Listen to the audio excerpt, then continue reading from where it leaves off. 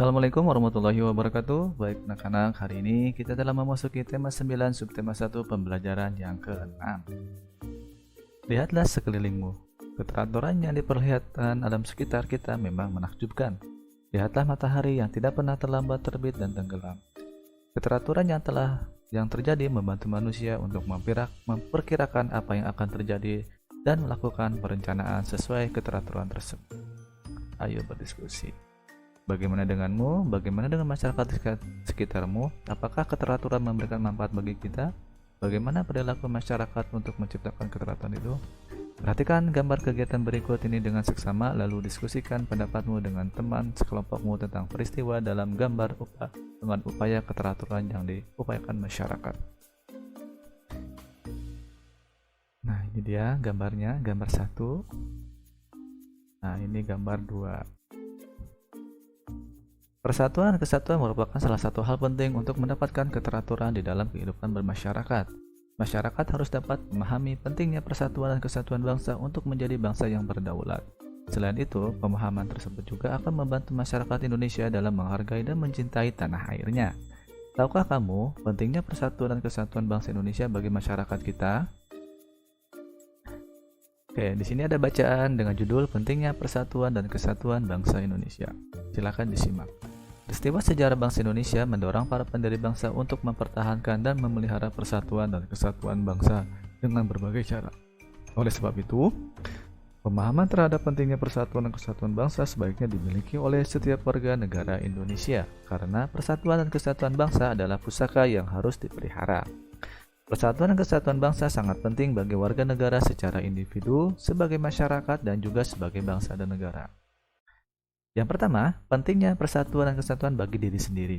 Bagi diri sendiri, persatuan dan kesatuan mengandung arti bahwa setiap keinginan dan kepentingan pribadi harus disesuaikan dengan mengutamakan kepentingan orang banyak.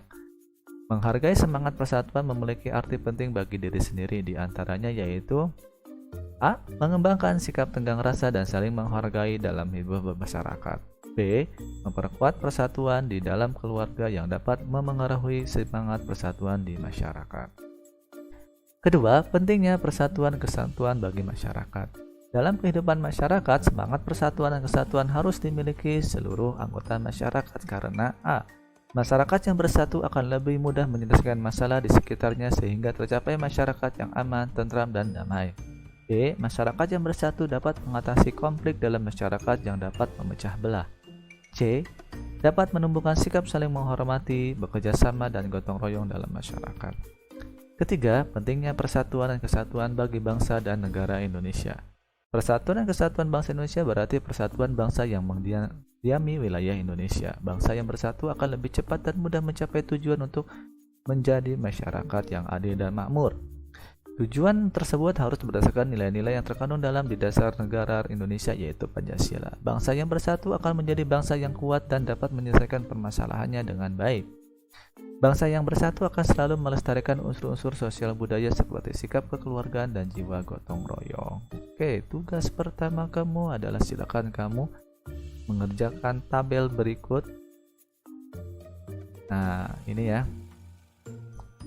Bacalah kembali tentang pentingnya persatuan dan kesatuan Indonesia dengan seksama. Tentukan beberapa informasi penting yang terdapat di dalam bacaan.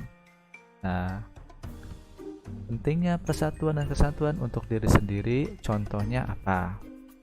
Pentingnya persatuan dan kesatuan untuk masyarakat, contohnya apa? Dan yang terakhir, pentingnya persatuan dan kesatuan untuk bangsa negara dan contohnya apa? Ini untuk tugas kamu yang pertama. Oke, tugas kamu yang kedua. Nah, setelah itu kamu mencatat hal-hal yang menarik dari bacaan tersebut dan kamu membuat pertanyaan kamu sendiri yang kamu ingin tanyakan tentang persatuan dan kesatuan itu. Ya, itu untuk tugas kamu yang kedua. Mencatat hal-hal yang menarik dan membuat satu pertanyaan. Baik, kita lanjut. Persatuan dan kesatuan mempunyai peran penting dalam kehidupan bermasyarakat dan bernegara. Salah satunya untuk menciptakan keteraturan dalam kehidupan sehari-hari. Untuk menciptakan masyarakat yang bersatu, diperlukan berbagai sikap baik yang harus terus dipelihara. Salah satunya adalah kejujuran. Kejujuran sangat diperlukan untuk menciptakan dan memelihara persatuan kesatuan dalam kehidupan bermasyarakat, berbangsa, dan bernegara. Pernahkah kamu mengalami peristiwa yang menuntut kejujuran? Atau pernahkah kamu membaca cerita yang berhubungan dengan nilai kejujuran? Simaklah cerita berikut ini dengan seksama. Judulnya, Kejujuran Wina oleh Francisca Emilia. Menjelang malam hari di sebuah rumah di Banyumanik, Semarang, seorang siswa kelas 6 SD Wina baru ingat kalau esok pagi harus mengumpulkan tugas menulis cerpen. Wina lalu mencoba mengerjakan tugas itu, namun hanya beberapa kalimat yang berhasil ia selesaikan. Selanjutnya buntu. Pandangan Wina lalu terjadi pada tumpukan majalah di rak buku. Ada beberapa majalah tua koreksi ibunya. Wina tiba-tiba mendapat akal. Ia tahu di majalah itu ada kolom untuk anak-anak yang membuat cerita anak. Wina lalu memilih salah satu cerita. Ia menyalin cerita itu. Esok paginya di kelas, Wina segera mengumpulkan tugas kepada Boy, Sito, si ketua kelas. Tera, temannya sebangunnya, menemui Wina. Cerpenmu sudah selesai, Wina? Sudah, Tera, jawab Wina ragu. Aku menyalin dari majalah tua ibuku, tapi jangan bilang siapa-siapa ya, bisik Wina. Tera terbelalak. Oh, itu namanya kamu jadi plagiator, Win. Plagiator? Wina balik bertanya. Iya, kamu mencontek kayak orang lain, berarti kamu plagiator. Tapi ini kan hanya untuk tugas sekolah, kilah Wina. Tetap saja plagiat, Win, tidak baik, tegas Tera. Bel masuk jam pelajaran pertama berbunyi. Wina tidak dapat berkonsentrasi sepanjang perjalanan. Ucap Tera tentang plagiator tadi terus mengusiknya. Saat Bu Indi memasuki kelas, Wina gemetar menahan degup jantungnya yang berdetak hebat. Bu Indi masuk ke kelas dengan membawa setumpuk kertas tugas menulis cerpen yang telah dikumpulkan melalui Boy, ketua kelas. Bu ini memang meminta tugas dikumpulkan lebih awal agar beliau punya waktu untuk membaca dan memeriksa pekerjaan murid-murid. Ibu sudah membaca cerita-cerita kalian. Ada satu cerpen yang bagus sekali, Ibu ini sejenak. Wina, tolong maju dan bacakan cerpenmu ya. Wina terkejut. Dia lalu berjalan ke depan kelas dengan kepala tertunduk. Bu ini menyerahkan tugas dengan silahkan dibaca. Wina tiba-tiba memberikan dirinya berkata, maaf Bu, sebenarnya cerpen ini bukan karya saya menyalinnya dari sebuah majalah lama. Terdengar hela napas Bu ini, ruang kelas menurut sejenak. Baiklah, kembalikan ke bangku, kata Bu ini. Anak-anak mengalih karya orang lain dan diakui sebagai miliknya sendiri, namanya menjiplak atau plagiat. Itu perbuatan yang tidak baik, kata Bu ini. Wina menunduk semakin dalam. Namun ibu juga menghargai kejujuran Wina. Butuh keberanian besar untuk mengakui kesalahan. Wina telah bersifat sportif, namun Wina tetap harus mengumpulkan tugas cerpen buatan sendiri besok pagi. Wina mendesah lega karena mendapatkan kesempatan untuk memperbaiki kesalahannya. Ia berjanji akan mengumpulkan cerpen karyanya sendiri tepat waktu setelah yang diminta Bu Indi. Oke, nah untuk tugas kamu yang ketiga, nah nih ya, lengkapi diagram berikut sekaligus tugas kamu yang terakhir ya. Judul sama pengarangnya siapa, udah ada tadi ya. Wataknya siapa, watak tokoh utamanya, wataknya bagaimana, hal yang kamu sukai dari tokoh utama, dan hal yang mengejutkan dari cerita tersebut. Nah, yang selanjutnya di tugas ketiga juga, yaitu tulis rangkuman cerita menurut kamu sendiri. Nah, tugas yang keempat, nah di sini ada sebuah tabel nama tokoh tambahan siapa, lalu kamu kira-kira gambar tokoh tambahan itu seperti apa dan wataknya bagaimana. Nah, itu ya.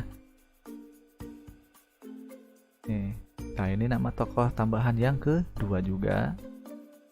Gambar, kira-kira gambar tokoh tambahannya itu seperti apa, wataknya juga seperti apa. Oke.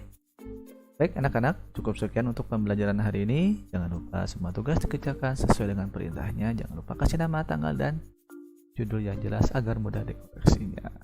Baik, Bapak akhiri. Wabillahi taufiq wal hidayah. Wassalamualaikum warahmatullahi wabarakatuh. Kita berjumpa di materi yang selanjutnya.